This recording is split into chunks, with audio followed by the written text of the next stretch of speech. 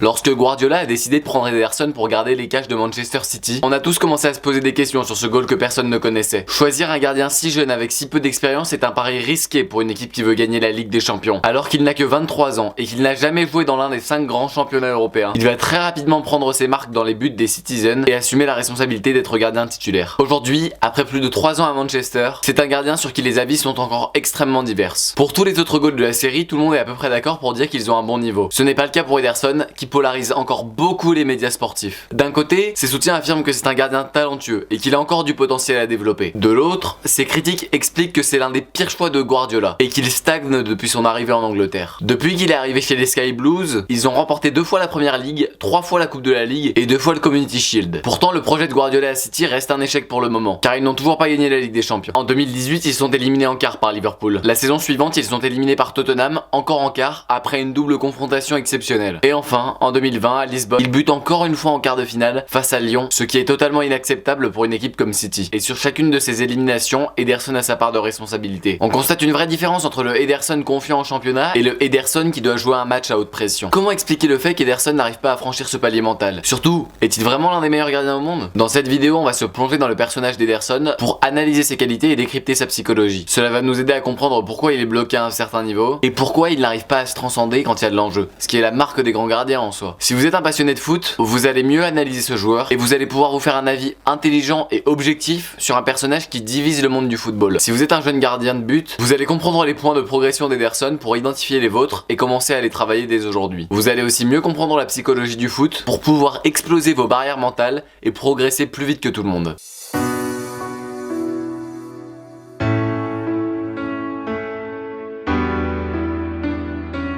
Un petit point sur son parcours pour comprendre ses origines. Ederson naît le 17 août 1993 à Osasco au Brésil. Il faut d'abord comprendre que le gardien de City ne grandit pas dans un quartier facile. La violence est omniprésente et le football est l'un des seuls moyens pour s'en sortir. Il n'est pas gardien dès ses débuts dans le foot. En effet, comme il a un bon pied gauche, on va d'abord le placer latéral, ce qui va avoir un impact positif sur la qualité de son jeu au pied. Les années qui vont avoir le plus d'influence sur le gardien qu'il est aujourd'hui sont les années qu'il a passées à jouer au futsal. Dans cette discipline, le jeu au pied du gardien et son positionnement sont extrêmement importants, car le gardien est constamment au cœur du jeu de son équipe. En plus de lui faire travailler sa qualité de passe et sa vision de jeu, la pratique du futsal va lui donner un trait de caractère. Trait de caractère qui explique pourquoi Guardiola voulait tant le prendre dans son équipe. Ederson veut constamment participer au jeu de son équipe. Il veut construire le jeu même en partant de derrière. Et cela va lui rester, même quand il reviendra dans le football à 11 contre 11. Son idole d'enfance nous montre bien l'envie d'être actif dans le jeu de son équipe, même s'il est gardien. Son modèle, c'est Rogério Ceni. C'est un gardien brésilien qui était le spécialiste absolu des coups de pied arrêtés. Le Lionel Messi en version goal. Au cours de sa carrière, ce gardien a marqué 132 buts, ce qui est un record à ce poste. Ederson est alors recruté par le centre de formation de Sao Paulo, la grande équipe de la région. Il y reste un peu, puis, malheureusement, sa mère reçoit un coup de fil du club expliquant qu'ils n'ont plus besoin de lui. Dévasté, Ederson rentre chez lui et il continue le foot, mais à des niveaux bien inférieurs à ceux qu'il avait connus en jouant dans le centre de formation. Mais quelques mois plus tard, alors qu'il n'a que 16 ans, un autre appel va changer sa vie. Un recruteur européen appelle l'un des entraîneurs du centre de formation dans lequel il était pour lui demander s'il a un goal à fort potentiel dans son équipe. Le premier nom qui lui vient est celui d'Ederson, alors qu'il a quitté le centre de formation. Plus tard, cet entraîneur expliquera son choix parce qu'Ederson s'investissait énormément dans chacun des entraînements sans jamais rien lâcher. Et là, on a la première leçon à retenir si vous voulez devenir gardien de but pro. Le travail des recruteurs ne se fait pas seulement sur les matchs. Au contraire, si vous voulez maximiser vos chances de partir dans un centre de formation, il faut travailler aussi dur en match qu'en entraînement. Vous ne savez jamais d'où viendra l'opportunité, alors autant mettre toutes les chances de votre côté. Le jeune gardien part donc au Portugal, loin de sa famille, pour rejoindre le centre de formation de Benfica. Il va y rester 2 ans, et ces 2 années vont le faire beaucoup grandir. En tant que gardien bien sûr, mais aussi en tant que personne. Imaginez un peu à 16 ans, partir à des milliers de kilomètres de votre terre natale, s'éloigner de votre famille, arriver dans un pays que vous ne connaissez pas, et suivre un rêve qui n'a rien de certain pour le moment. C'est une expérience qui va lui faire gagner énormément en maturité. Après ces 2 ans au centre de formation, il va être transféré dans différents clubs portugais, où il continue à progresser avant de revenir à Benfica en 2015. Il n'est pas directement titulaire, mais il profite de la blessure de Julio César pour grappiller du temps de jeu et montrer ses qualités à toute l'Europe en Ligue des Champions. En 2017, il attire l'œil de Guardiola, qui va dépenser 40 millions pour se le procurer. Ce début de carrière mouvementé nous montre bien que le chemin pour devenir pro n'est pas toujours linéaire. D'un point de vue psychologique, ce parcours a forgé la détermination d'Ederson. Cela fait de lui un guerrier, qui sait que des difficultés vont arriver et qui est prêt à les affronter, pour en ressortir plus fort. Les joueurs qui sont arrivés pro de manière aisée grâce au talent ont un problème, ils n'ont pas de force mentale. Comme ils n'ont pas eu d'épreuves à traverser, ils n'ont pas eu l'occasion de construire leur caractère et leur détermination. C'est un problème que le Brésilien n'aura pas.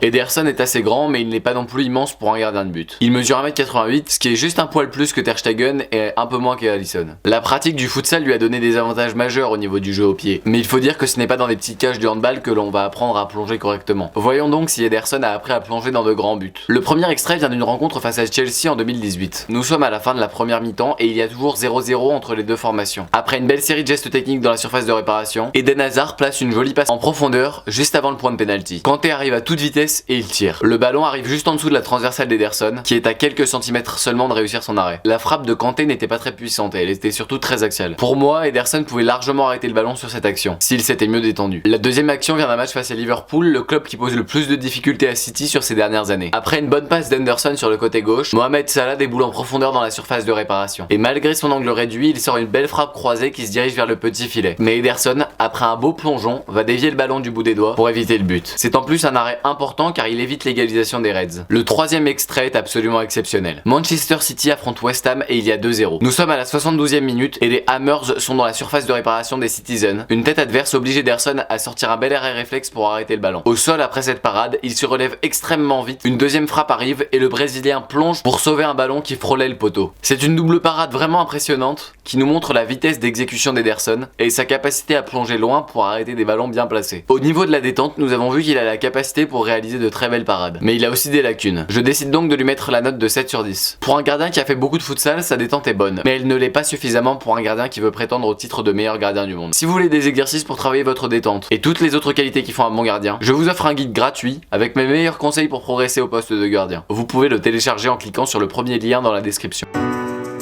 S'il y a bien une chose que le futsal apprend aux gardiens de but, à part le jeu au pied, ce sont bien les réflexes. En effet, si vous avez déjà fait du futsal, vous savez que la petite taille du terrain donne la possibilité de tirer aux attaquants à peu près à n'importe quel moment. De plus, les frappes partent de très près, ce qui oblige le gardien à être vif et ferme. Il faut être constamment sur ses gardes, prêt à bouger à toute vitesse pour arrêter les ballons qui arrivent. On peut donc supposer qu'Ederson a de bons réflexes. Voyons si cela se confirme sur le terrain. Le premier extrait vient d'un match face à Watford. Après une belle remise dans la surface de réparation, un attaquant adverse se retrouve seul face à Ederson à quelques mètres du but. Il tire et Ederson se couche à toute vitesse pour prendre un maximum d'espace et empêcher le ballon de rentrer. Il adopte une posture bien particulière, typique des gardiens de hand et des gardiens de futsal. Sa stratégie fonctionne bien et c'est d'ailleurs avec les pieds qu'il va arrêter le ballon. Dini, l'attaquant de Watford, est dégoûté car sa frappe était puissante et bien placée. Le deuxième clip vient du match qui avait opposé City aux Gunners. Après un magnifique enchaînement de passes et un très beau 1-2, dans la surface de réparation, Bukayo Saka se présente seul face à Ederson. La vitesse avec laquelle il a effectué son 1-2 lui permet de prendre un temps d'avance sur la défense Citizen, qui ne peut plus compter que sur son gardien brésilien pour éviter de prendre un but. Sako arme sa frappe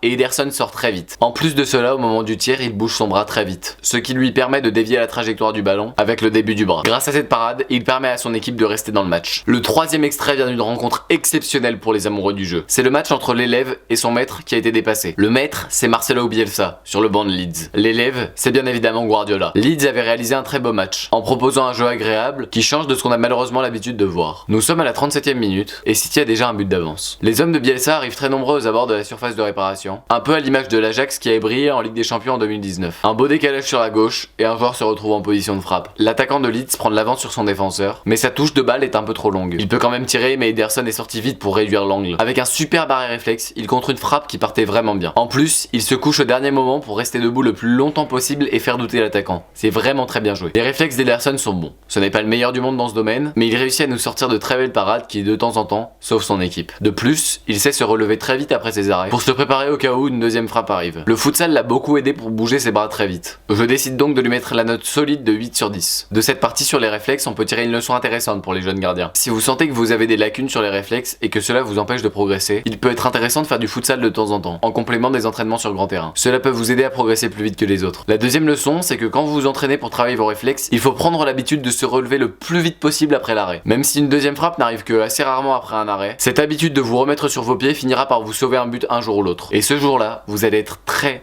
content d'avoir pris cette habitude. Avoir de bons réflexes et une bonne détente, c'est bien.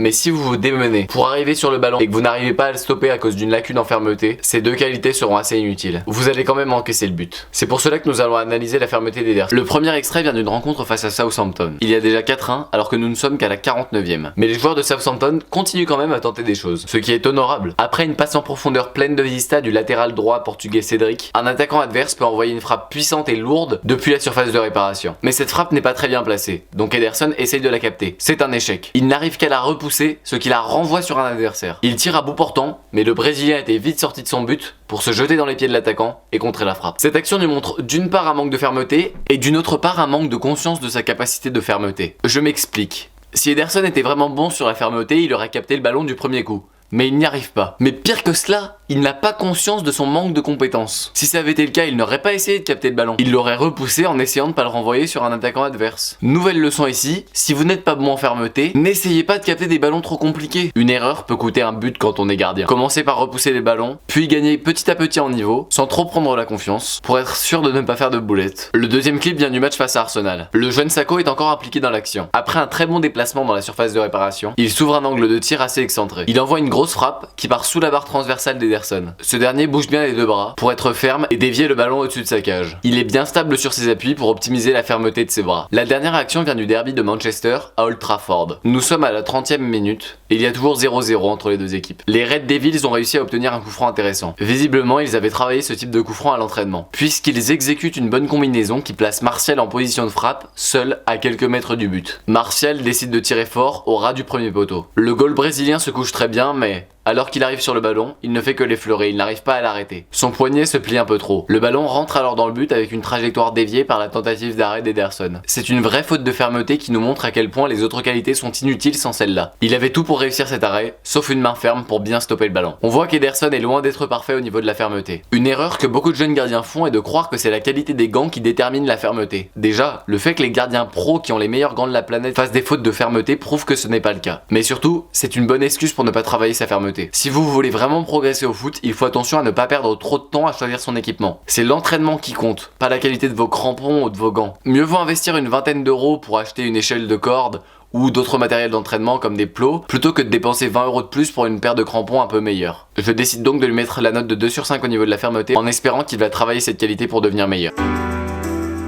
Le positionnement, c'est la qualité qui va permettre à un gardien, avant même que l'attaquant ait tiré, d'augmenter ses chances d'arrêter le ballon. En effet, mieux un gardien est placé, moins il y a de chances pour que la frappe soit inarrêtable. Bien se placer, c'est réduire l'angle de tir de l'attaquant. Voyons si Ederson a cette qualité. Le premier extrait est simplement exceptionnel. Nous sommes dans une rencontre qui oppose les Citizens aux Wolves. Un joueur de Wolverhampton déboule dans la surface de réparation, et il a un peu d'avance sur le défenseur qui était censé le couvrir. Il se présente face à Ederson et feinte une frappe. Ederson part un peu dans la feinte, mais chose rare pour les gardiens, il réussit à rester debout, sur ses appuis. L'attaquant adverse est donc un peu déstabilisé et il continue à s'excentrer. Ederson s'oriente parfaitement bien, et au moment où l'attaquant n'a plus d'autre choix que celui de tirer, il n'a quasiment plus d'angle. Le fait qu'il ait réussi à rester sur ses appuis pour suivre l'attaquant dans sa course est vraiment une belle performance que l'on ne voit que rarement. Le deuxième extrait vient de l'un des matchs les plus importants de la saison pour les hommes de Guardiola. Ce sont les rencontres face à l'autre meilleure équipe de Première Ligue, Liverpool. Sur cette action, on voit une magnifique passe en profondeur de la part de Mohamed Salah vers son coéquipier et ami Sadio Mané. Mané utilise sa vitesse pour prendre de l'avance sur son défenseur, alors Ederson sort très rapidement pour essayer d'arriver dans les pieds de l'adversaire le plus vite possible. Son but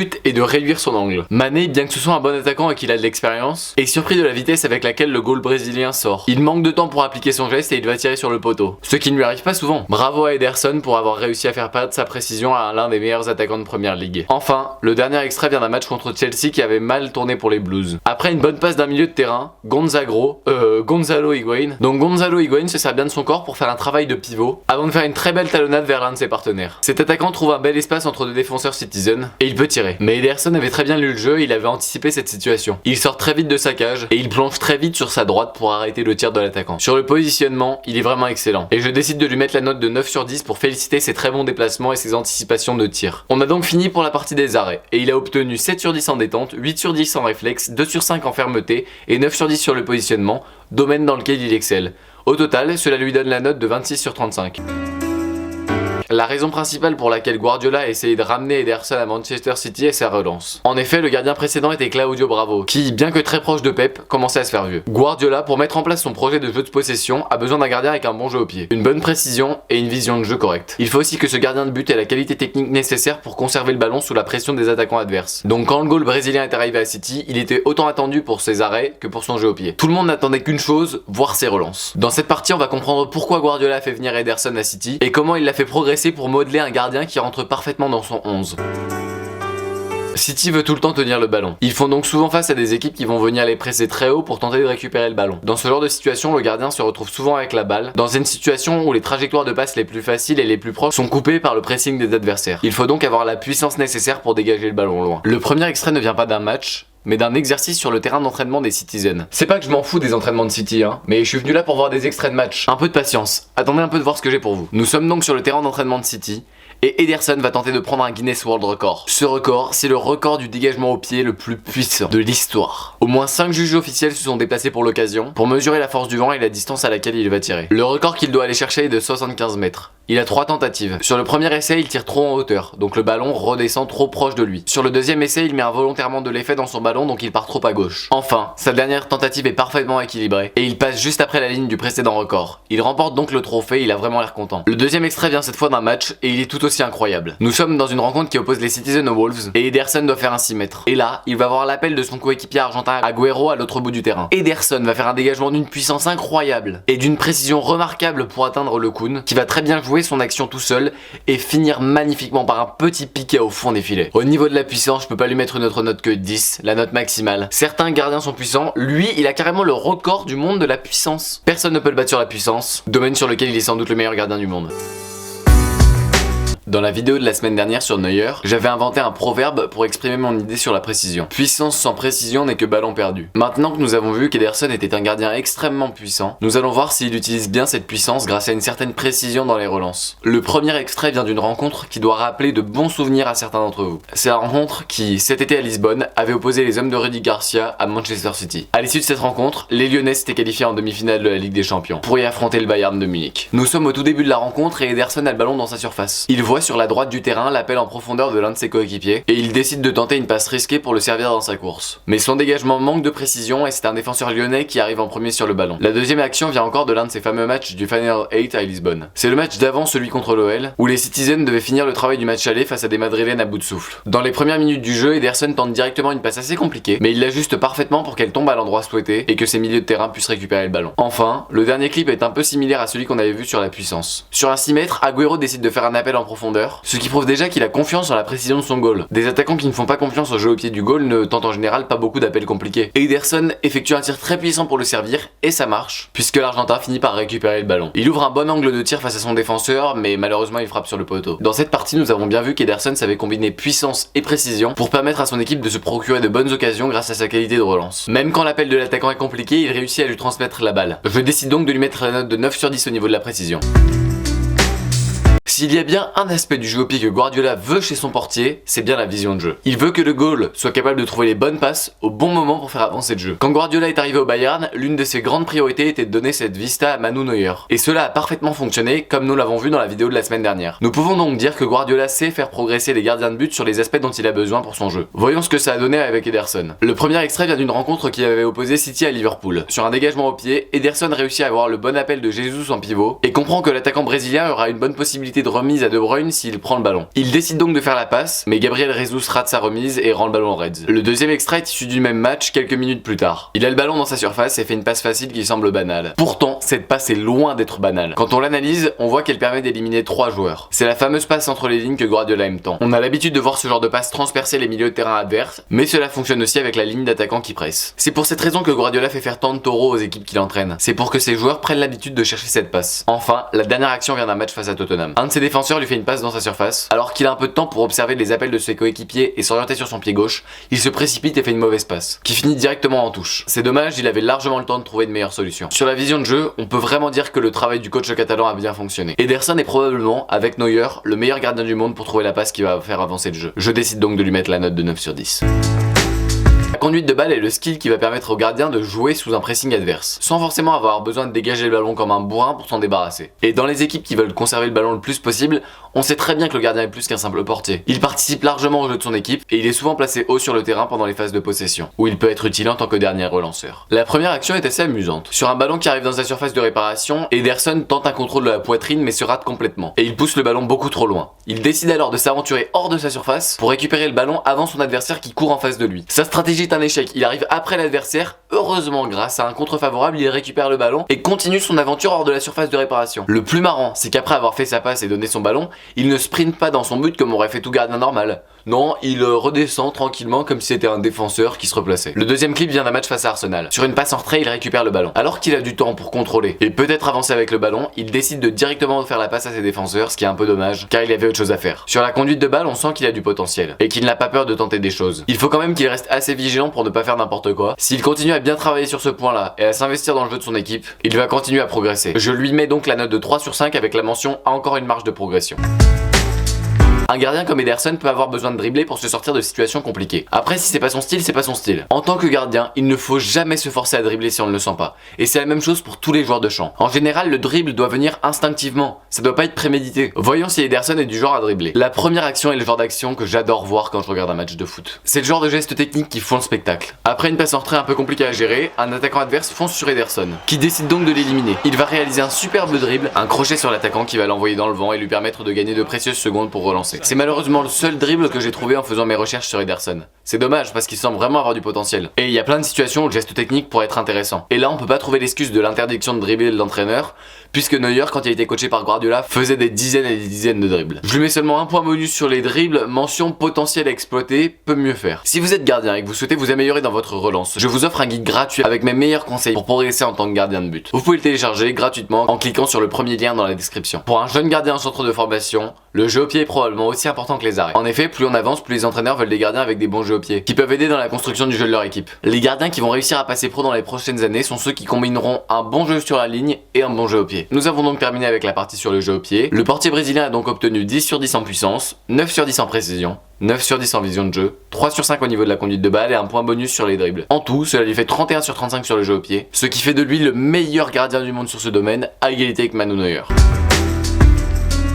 Ederson est arrivé à City à 24 ans, ce qui est assez jeune pour un gardien de but. À cet âge, il n'avait aucune expérience des 5 championnats majeurs. On associe souvent la concentration avec l'âge et l'expérience, et c'est vrai que les erreurs de concentration ont tendance à se raréfier avec l'âge. Voyons si Ederson est un bon gardien en matière de concentration. Le premier extrait vient d'un City-Liverpool. Il reste 5 minutes à jouer dans le temps réglementaire et les Citizens ont un petit but d'avance. Pour une situation litigieuse, Guardiola passe plus de 1 minute à discuter avec l'arbitre. Dans ce genre de moment, quand on est gardien de but, c'est très facile de relâcher sa concentration. Car le ballon n'est plus sur le terrain. Surtout, cela fait 85 minutes que le gardien des Reds doit être ultra focus pour repousser les tirs des Reds. Juste après cette discussion interminable avec l'arbitre, il y a corner pour Liverpool. Il est bien tiré et Ederson sort pour boxer le ballon. Il arrive un peu trop court et ne peut le dévier que de quelques mètres. Cette balle retombe sur un attaquant adverse qui tire. Mais Ederson s'était déjà bien replacé à côté de son défenseur pour qu'il couvre tous les deux tout l'angle du but. C'est vraiment pas facile de se reconcentrer quand le jeu est interrompu pour un gardien et le Brésilien a su faire ça très vite. Le deuxième extrait est issu d'une rencontre entre City et Aston Villa. Il y a 3-0 pour les Sky Blues et il reste une trentaine de secondes dans le temps additionnel. Sur une passe en profondeur, la défense des Citizens se fait facilement prendre. Les défenseurs avaient déjà probablement relâché leur concentration en pensant que le match était fini. Suite à cette erreur d'alignement de la défense, un joueur d'Aston Villa se retrouve face au but. Mais Ederson, lui, n'a pas perdu sa concentration. Il sort très vite et réalise une parade magique. L'attaquant d'Aston Villa, pensant qu'il allait sauver l'honneur de son équipe, est dégoûté. Enfin, le troisième extrait vient d'un match face à Huddersfield, promu en première ligue lors de la saison 2017-2018, pour au final redescendre en Championship la saison suivante. Les joueurs de Huddersfield obtiennent un coup franc bien placé, le joueur de coup franc qui, s'il est bien tiré, peut mettre un ballon très difficile à défendre dans la surface de réparation. Les joueurs de Huddersfield font une feinte qui fait partir toute la défense. Ensuite, ils font une combinaison très difficile à anticiper. Ces deux événements, la feinte et la combinaison, ils sont là pour déconcentrer le gardien. Mais cela ne fonctionne pas avec Ederson. En effet, quand l'attaquant adverse se présente face à lui et frappe, il se couche parfaitement pour bien capter le ballon. Tant qu'il est sur le terrain, il ne relâche jamais sa concentration. Il sait rester vigilant tout le long d'un match, même quand la victoire est déjà dans la poche. Il se bat pour aller chercher le plus de clean sheet possible et gonfler ses stats. Il faut dire aussi que bien qu'il ait une bonne défense, c'est loin d'être la meilleure du monde, celle de City. Je décide donc de lui mettre la note de 8 sur 10 au niveau de la concentration. Ederson arrive au club en 2017. À ce moment-là, le capitaine et le patron de l'équipe, c'est Kompany. Lors de l'arrivée du Brésilien, Kompany, joueur très expérimenté et très intelligent, comprend que la bonne intégration du nouveau gardien de but va être une clé pour la réussite de l'équipe. Les deux hommes vont bien s'entendre et ça va beaucoup aider Ederson. Le deuxième pilier de sa bonne intégration dans le groupe, c'est tout simplement son niveau et sa régularité. En tant que joueur de champ, on va faire beaucoup plus confiance à un gardien qui est régulier. Enfin, ce qui l'a aussi aidé, c'était qu'il n'était pas le seul Brésilien dans le vestiaire. Il y avait aussi Fernandinho et Gabriel Jesus. Même s'il peut être dangereux de s'isoler avec des groupes de sa provenance, cela fait toujours du bien d'avoir des gens qui ont la même culture. Voyons quelques extraits où Ederson a prouvé ou non sa qualité de leadership. Le premier vient d'un match face à Watford. Nous sommes dans les dernières minutes du temps réglementaire et les Wolves font tout pour tenter d'égaliser. Ils réussissent à obtenir un corner et un joueur de Wolverhampton saute plus haut que tout le monde pour placer une bonne tête à la droite d'Ederson. Mais il en faut plus pour déstabiliser Ederson qui se détend bien pour capter le ballon et se jeter par terre. C'est typiquement le genre de situation où le fait que le gardien capte le ballon permet à l'équipe de souffler et de prendre son temps pour se replacer. C'est le genre de moment où on peut gagner la confiance de ses coéquipiers en les soulageant tous. Le deuxième clip vient d'une rencontre face à Tottenham où les joueurs de City font n'importe quoi. Hugminson récupère le ballon au milieu de terrain et il élimine facilement deux joueurs avant de continuer sa course pour en éliminer deux autres avec ses dribbles. Puis, il se présente face à Ederson, mais le Brésilien avait bien anticipé en sortant vite. Il réussit à arrêter la frappe du Sud-Coréen. Pourquoi cet extrait dans la catégorie leadership? Quand on est défenseur à ce niveau et qu'on prend un but parce qu'on a défendu n'importe comment, tout le monde va nous pointer du doigt. Ici, le portier brésilien rattrape un peu l'erreur de sa défense pour lui permettre de se sauver la face. Enfin, le dernier extrait vient du fameux match de Ligue des Champions entre City et Lyon. Ce jour-là, on peut le dire, rien n'avait souri aux Mancuniens. Repenchons-nous sur le but de Dembélé. Après une bonne passe en profondeur, il se retrouve face au but et il peut frapper. Ederson est vite sorti de son but, comme à son habitude. Il faut le dire, la frappe de Dembélé n'est pas bonne du tout. Il ne tire pas très fort et en plein sur Ederson. Le Brésilien va très vite au sol pour que le ballon ne passe pas entre ses jambes. Malheureusement, ce ne sera pas suffisant et il va simplement réussir à dévier la trajectoire du ballon qui va quand même rentrer dans les cages. C'est extrêmement frustrant pour un gardien, surtout en quart de finale de la Ligue des Champions, une compétition que vous essayez de gagner depuis 3 ans dans le cas de Manchester City. S'il avait arrêté le ballon, il aurait peut-être pu sauver City et leur permettre d'arracher une place vers les demi-finales. Ils auraient pu éliminer une équipe de Lyon qui n'avait clairement pas le même niveau que les Sky Blues. Et je pense que là on met le doigt sur le pire défaut d'Ederson, qui est un peu un défaut collectif à City. Le problème, c'est qu'ils ne savent pas se transcender pour les grands matchs. Les tout meilleurs gardiens de l'histoire, comme Neuer ou Casillas, savent élever leur niveau pour les matchs à grand enjeu. C'est pour ça que City réussit sur la régularité à gagner la PL, mais pas la Ligue des Champions. Ils sont très réguliers avec un gros niveau de jeu, mais ils n'arrivent pas à l'élever pour les grandes échéances. C'est un problème psychologique. En tout cas, si Ederson veut continuer à progresser pour inscrire son nom sur la liste des plus grands gardiens de l'histoire, il faut qu'il apprenne à élever son niveau de jeu quand c'est nécessaire. Le problème, c'est que City est une équipe bloquée à un palier et qui n'arrive pas à le dépasser depuis plusieurs années. Avec toute l'admiration que j'ai pour Guardiola, je ne pense pas qu'ils réussiront. Pour moi, si Ederson veut continuer à progresser, il faut probablement qu'il change de club. Mais pour aller où? Ça, seul l'avenir nous le dira. Pour le leadership, je décide de mettre la note de 5 sur 10 au goal brésilien, qui est bien intégré dans le groupe et qui sait se faire respecter par sa défense. Mais comme tout le reste de l'équipe, il a le problème de ne pas pouvoir se transcender pour les grandes échéances. On arrive sur un sujet tellement intéressant. Les pénaltys sont probablement le moyen le plus spectaculaire, donc le plus efficace pour un gardien de montrer ses qualités. Ederson a tout pour être bon sur les pénaltys. Une bonne détente et de bons réflexes. De plus, il mesure 1m88, ce qui est quand même assez impressionnant. Voyons si cet avantage de taille se concrétise par de bonnes performances au niveau des pénaux. Le premier élément est une déclaration que je trouve assez arrogante, mais j'avoue que ça me plaît. Dans une conférence de presse, Ederson avait déclaré être le meilleur tireur de pénalty de l'équipe. Au premier abord, ça semble absurde, on se demande même si c'est une blague. Mais souvenez-vous du gardien qui avait servi de modèle à Ederson quand il était jeune. Ce gardien, c'était Rogerio Ceni. Et justement, la spécialité de ce goal, c'était les coups francs. Cela ne m'étonnerait pas tant que ça si la déclaration sur la qualité de pénalty d'Ederson était vraie. Pendant sa formation, il a peut-être passé des heures et des heures à s'entraîner à tirer les pénaltys, comme son idole. Même si c'est marrant de savoir qu'il peut tirer les pénaltys, il reste goal. La compétence qu'on attend de lui, c'est de savoir arrêter les pénaux. Pour cela, on va s'appuyer sur quelques extraits. Le premier vient d'une finale de Carabao Cup qui avait opposé les Blues aux Sky Blues. Ederson doit faire face au milieu de terrain italien Jorginho. Et pour ceux qui connaissent un peu ce joueur, vous devez savoir qu'il est vraiment excellent pour tirer les pénaltys. En effet, il applique l'une des méthodes les plus efficaces, aussi utilisée par Neymar. C'est la méthode de faire un petit saut pendant sa course d'élan. Pendant qu'il temporise, normalement, le gardien va tout simplement plonger d'un côté, il n'aura plus qu'à choisir l'autre. Et Jorginho ne va pas changer de stratégie face au portier brésilien. Ce qu'il ne sait pas, c'est qu'Ederson a dû passer des heures et des heures à travailler sa stratégie sur les pénaux avant la rencontre. Il connaît parfaitement la stratégie de Jorginho et il sait comment la dévier. Il faut rester debout le plus longtemps possible, en espérant que ça déstabilise le tireur et qu'il fasse donc un tir mou. C'est ce qu'il va essayer de faire pendant cette finale. Jorginho prend sa course d'élan, fait son petit saut, continue sa course d'élan, mais Ederson reste bien debout. Et au dernier moment, alors que Jorginho est perturbé, il plonge sur le côté droit pour aller arrêter cette frappe molle. Le plus impressionnant, c'est qu'après l'arrêt, il ne célèbre pas. Non, il se replace juste comme si c'était une formalité. Cette confiance en lui énorme va beaucoup l'aider à déstabiliser les tireurs suivants, et elle va permettre aux Citizens de gagner la finale. Sur les pénaltys, je décide donc de lui mettre la note de 10 sur 10 pour récompenser son bon travail de préparation et sa force mentale inouïe. Pour la psychologie, il a donc obtenu 8 sur 10 en concentration, 5 sur 10 en leadership et 10 sur 10 pour les pénaltys. Cela lui fait donc un total de 26 sur 30. Avec 26 sur 35 pour les arrêts, 31 sur 35 au niveau de la relance et 23 sur 30 en psychologie, Ederson obtient la note de 16 sur 20. Cela fait de lui le deuxième meilleur gardien de notre série, à égalité parfaite avec Ter Stegen et derrière Neuer. Mais je pense qu'Ederson peut encore continuer à progresser. C'est à lui de choisir. Il peut soit prendre la solution de facilité et rester à Manchester dans un projet voué à l'échec, ou alors, il peut changer de club et aller relever un nouveau défi dans un nouveau pays pour marquer l'histoire du football. Certes, Ederson n'est pas le meilleur gardien du monde, mais dans les goals que nous avons analysés, il est celui avec la plus grande marge de progression. Prochaine vidéo, vendredi, 16h. Si vous voulez voir les autres vidéos de la série, vous pouvez cliquer sur la playlist qui va s'afficher là ou là. Et si vous êtes gardien et que vous voulez mes meilleurs conseils pour progresser dans les cages, téléchargez le guide, c'est le premier lien dans la description. Si vous voulez me pousser à créer de nouvelles vidéos, mettez un petit like et abonnez-vous, ça fait toujours plaisir. Merci de m'avoir regardé.